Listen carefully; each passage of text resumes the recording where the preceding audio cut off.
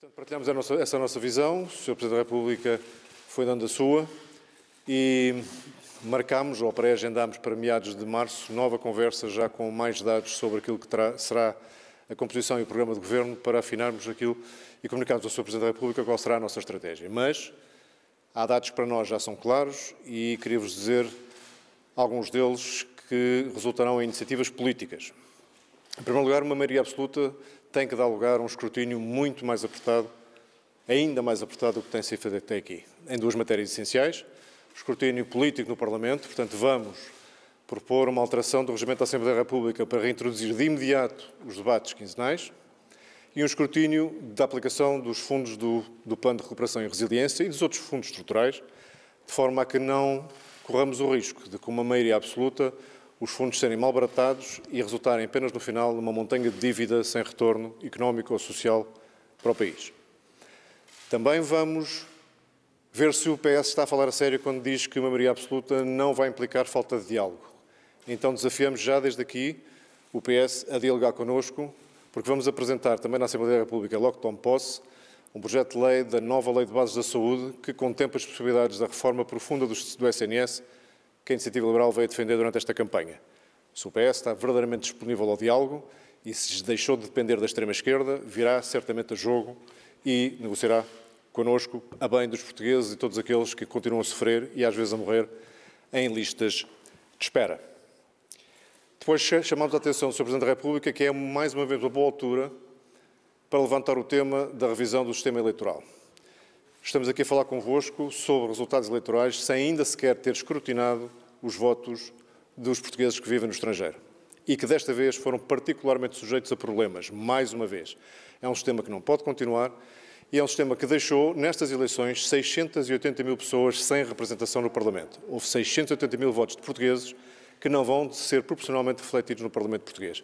Isto começa a ser um problema sério de representatividade democrática, ao ponto de afetar a própria lógica constitucional que exige proporcionalidade nos sistemas eleitorais. Portanto, o nosso projeto de alteração do sistema eleitoral, com círculos uninominais e círculos nacionais de compensação, será apresentado para que de uma vez por todas se discutam esses e outros temas, como mais que um dia de votação, não ser obrigatório ser ao domingo e ao feriado, permitir o voto à distância de uma forma diferente, o voto antecipado igualmente, que acabar com o dia de reflexão, todos esses temas que já tivemos a ocasião na anterior legislatura de mencionar. E, finalmente, acho que é a altura de virarmos a página da pandemia, com responsabilidade, com gradualidade, mas as restrições que estão em vigor não fazem sentido. O número de dias de isolamento é dos mais altos da Europa. A exigência de certificados e de testes em determinadas atividades não tem necessidade, não é proporcional e não é equitativa, nomeadamente no setor da cultura, que ainda hoje soubemos, com dados do INE, que perdeu mais de 80% das suas receitas em 2020 relativamente ao ano de 2019 e 2021 não foi certamente muito melhor. E, portanto, há praticamente 2 anos que é um setor importantíssimo para a sociedade portuguesa, que não está concentrado nos centros urbanos, há muita atividade cultural fora dos grandes centros urbanos que tem sofrido muito com as regras sanitárias e está na altura de reconhecermos que vamos, à semelhança do que já aconteceu em França, na Noruega, na Dinamarca, na Finlândia, acabar com estas restrições que não fazem sentido. Portanto, estas são iniciativas políticas que, desde já, independentemente daquela que possa ser uma leitura mais fina dos resultados eleitorais e dos posicionamentos políticos de cada um dos partidos, que vos posso comunicar desde já que vamos avançar. O regresso dos debates quinzenais é uma das questões que João Coutinho de Figueiredo está por cima da mesa. Exato, enquanto houve debates quinzenais, eu penso que ficou claro que na oposição do lado não socialista havia um partido que falava com alternativas concretas testadas noutros países e com uma assertividade e com uma imaginação que não se via em mais nenhum.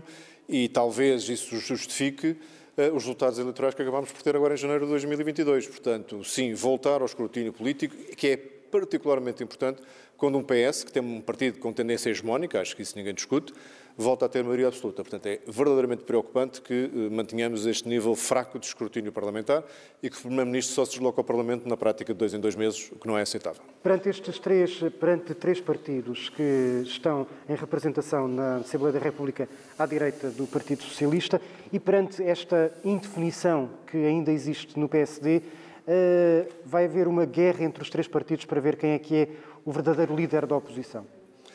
Nós nunca fizemos muito essas contas de vasos comunicantes de que para um crescer outro tem que baixar e olhando para aquilo que foram os nossos resultados eleitorais, vocês façam as análises que a seu tempo certamente serão muito detalhadas, e a transferência de votos para a Iniciativa Liberal não vem, eu diria, nem sequer em maior parte do lado não socialista, vem de novos votantes, abstencionistas de longa data e bastantes também digamos, da facção jovem da esquerda parlamentar.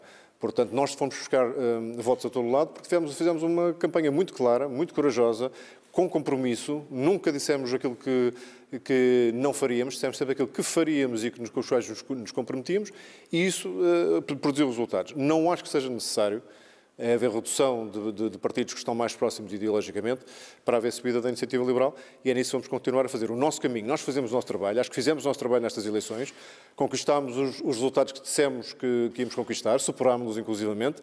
Portanto, outros que façam a mesma coisa, e haverá alternativas ao Partido Socialista, espero eu, durante esta legislatura. Rodrigo Figueiredo, perante este resultado da maioria absoluta do Partido Socialista, como é que os restantes partidos que estão em minoria vão fazer oposição? Como é que espera, por exemplo, fazer regressar os debates quinzenais que o Partido Socialista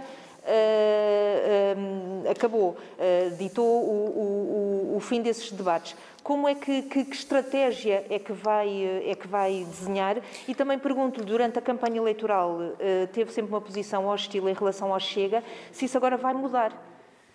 Em relação à segunda pergunta, não vai mudar. Em relação à primeira, vamos fazer aquilo que um partido político responsável faz, que é usar todos os seus instrumentos políticos e legais e parlamentares ao seu dispor para colocar o PS perante as suas próprias responsabilidades e obrigações. E, de facto, um partido em maioria absoluta não precisa de dar satisfações a ninguém. Poderá recusar todas as propostas, venham elas de onde vierem. É algo que os portugueses perceberão e, se calhar, antes de passar muito tempo, muitos deles se arrependerão de ter confiado o seu voto ao Partido Socialista. Virá tarde, não adianta muito, não, mas é uma forma de fazer política, reduzir aquilo que tem sido uma forma de fazer política do Partido Socialista a uma tentativa de ganhar hegemonia que não beneficia, aliás, como se tem visto nas décadas recentes, o desenvolvimento do país. Queria fazer uma pergunta. Estando aqui em Belém... Mais uma pergunta. Uma pergunta. Sobre estas audiências aqui em Belém. Há já uma polémica sobre a questão de uma vice-presidência da Assembleia da República. A polémica sobre uma vice-presidência a que o Chega terá direito.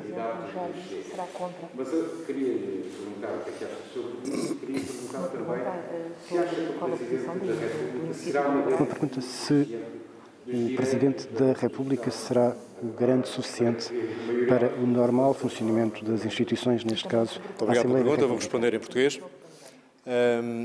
Relativamente à primeira questão, vamos reunir amanhã pela primeira vez o grupo parlamentar de 8 deputados eleitos para a Iniciativa Liberal. Eu tenho a minha opinião que vou partilhar com eles e penso que será acolhida, e nessa altura terei todo o gosto em partilhar convosco.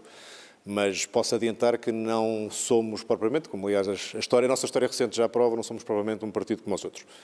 Em segundo lugar, relativamente ao papel do Presidente da República, foi um dos temas desta audiência. Não é fácil um Presidente da República ter os poderes que tem, que são às vezes demasiado escassos, às vezes demasiado fortes, nunca são os indicados para fazer um escrutínio diário, por exemplo, que isso caberá mais aos partidos na Assembleia da República, mas penso que o Sr. Presidente da República nunca exercerá os seus poderes de uma maneira que possa introduzir no sistema instabilidade do qual não haja uma solução. O que significa que compete aos partidos políticos fortalecerem-se para criar essa solução. É esse o nosso desafio estratégico, não é uma decisão fácil, estou perfeitamente de acordo, não é um caminho fácil, mas se fosse fácil não precisava de bons partidos e de novos partidos e de novas ideias no panorama político português, é isso que vamos tentar fazer. Se a Iniciativa Liberal vai... Temos direito a fazê-lo, portanto, sim. Da Assembleia. Quem será? Ainda não sei. Não, vamos discutir isso. Desculpem, não quero nem responder em alemão, nem responder ao lado. Quero dizer que amanhã, na reunião de deputados, a primeira reunião que vamos ter presencial, tomaremos esta decisão.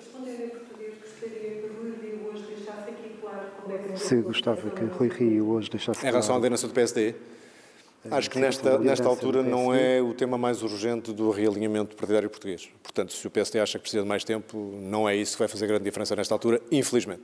Porque estamos perante a maior legislatura desde o 25 de Abril e aquela que teria dado muito jeito ter um partido reformista como nós a influenciar a governação. E, portanto, temo que um dia se olhe para esta eleição e se considere uma oportunidade perdida que nos pode custar caro. Outra questão à margem sobre a aprovação do estudo de impacto ambiental da exploração de lítio. Qual a opinião da O processo não foi um Iniciativa processo Liberal? totalmente linear. As tomadas de decisão ocorreram em momentos ou pré-dissolução ou pós-eleitorais que não são propriamente aqueles em que há mais escrutínio sobre essas decisões. De qualquer das formas, na generalidade dos casos em que, tanto quanto sei, não tive ainda a ocasião de ler toda a fundamentação das aprovações, são autorizações de exploração. De prospecção e não de exploração, e, portanto, ainda não há direitos irreversíveis que tenham sido criados com estas concessões. Portanto, é mais uma daquelas matérias onde o escrutínio se torna absolutamente central quando a Assembleia está dominada por um só partido. E faremos esse escrutínio.